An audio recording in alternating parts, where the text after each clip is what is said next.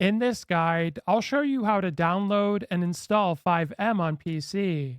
Now, in order to use FiveM, you do have to own a copy of GTA 5 and you have to have access to GTA 5 online. So once you have those, go to Google and in search, you want to type in FiveM and search, and then you want to select FiveM at the top. Then from the home page, you want to select Download Client on the right side, and then you have to read the terms of service and select Sure, I agree at the bottom. Now, if your download doesn't begin automatically, simply select click here, and you should see in the top right corner that your download has begun.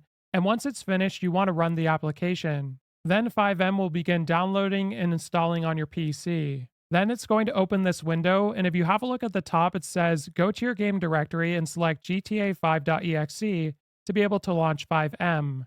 Now, this is really going to depend on where you bought the game from.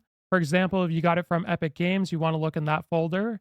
Me personally, I got GTA 5 from Steam, so I'm going to select Steam Library on the left, and then I'm going to go to Steam Apps and Common. And here's where GTA 5 is, so I'm going to open this file folder, and here's where the GTA5.exe application is, so I'm going to select it and go to Open in the bottom right corner. Now, if you get this error, what I recommend you do is try and run FiveM again from your desktop, and if you still get the error, right-click on the shortcut and go to Properties, and then you want to go to Compatibility and ensure you're not running this program as an administrator. So if you are, you want to uncheck it and then go to Apply and press OK, and then you want to run the application again. Then when it runs, it'll say FiveM needs to update the local game data, so go to Yes. And then you just need to wait for the download to finish. Now, if this is your first time downloading the program, it may have asked you to sign into the Rockstar Games launcher. And once you do that, it'll bring you to this page. Then it'll ask you if you want to create an account. You can always do it later. So I'm going to go to cancel and don't ask again.